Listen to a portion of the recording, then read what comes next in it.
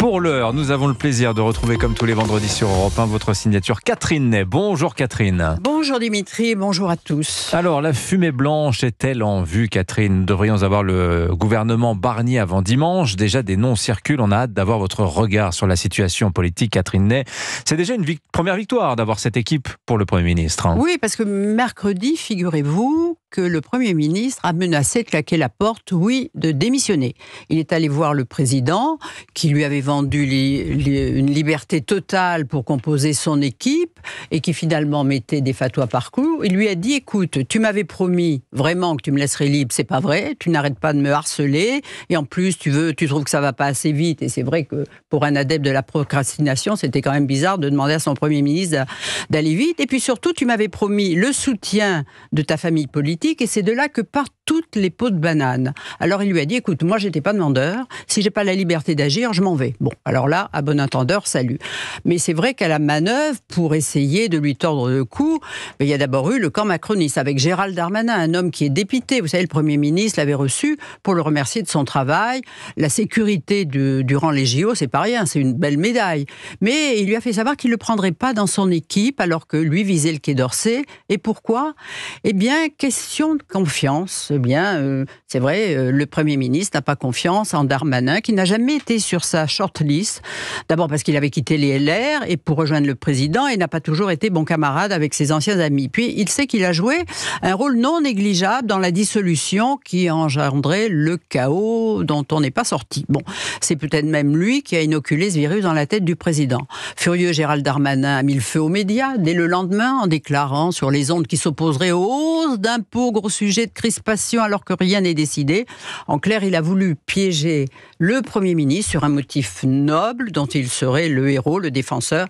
Une grosse ficelle, pas du tout appréciée à Matignon. Voilà. Et puis il y a Gabriel Attal, président du groupe EPR, le nouveau nom de Renaissance, qui veut peser et même pire. Mais oui, l'ex-premier ministre est un homme déçu, frustré, le dit, qui en a gros sur la patate d'avoir dû quitter Matignon au bout de 8 mois.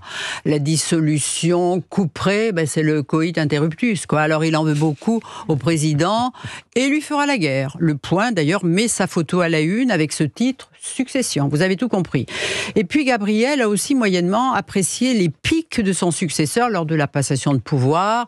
Il l'a un peu cherché en donnant des leçons à quelqu'un qui a un pédigré autrement plus épais que le sien. Alors on voit c'est un homme vexé, la vexation est toujours mauvaise conseillère, mais il craignait aussi l'arrivée au pouvoir, autour de Michel Barnier, de l'État LR, comme on disait jadis, l'État RPR, et que Michel Barnier allait donner tous les postes à ses amis.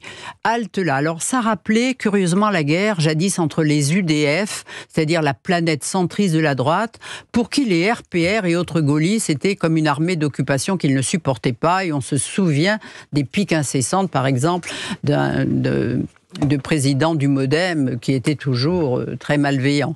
Bon, mercredi, Gabriel Attal avait pris rendez-vous à Matignon et voulait venir à lui pour lui faire la leçon et pour dire, voilà, c'est nous, on veut les meilleurs postes. Bon, Michel Barnier a dit niet et il a réuni tout le monde le jeudi. Ouais, et ça allait très mal à ce moment-là, ça risquait de virer à pile ou face. Eh bien non, curieusement, ça a été l'accalmie. Tous les représentants du bloc central ont répondu à l'invitation. Et là, changement de climat, on se calme. Le Premier ministre leur a bien rappelé, moi je veux m'engager pour le pays, qui va très mal, on est venu me chercher, ou on y va ensemble, ou je m'en vais. Alors chacun est passé à confesse pour dire que l'échec serait collectif, qu'il fallait recouvrer l'esprit de responsabilité, parce que le moment est grave, que les Français ne nous le pardonneront pas.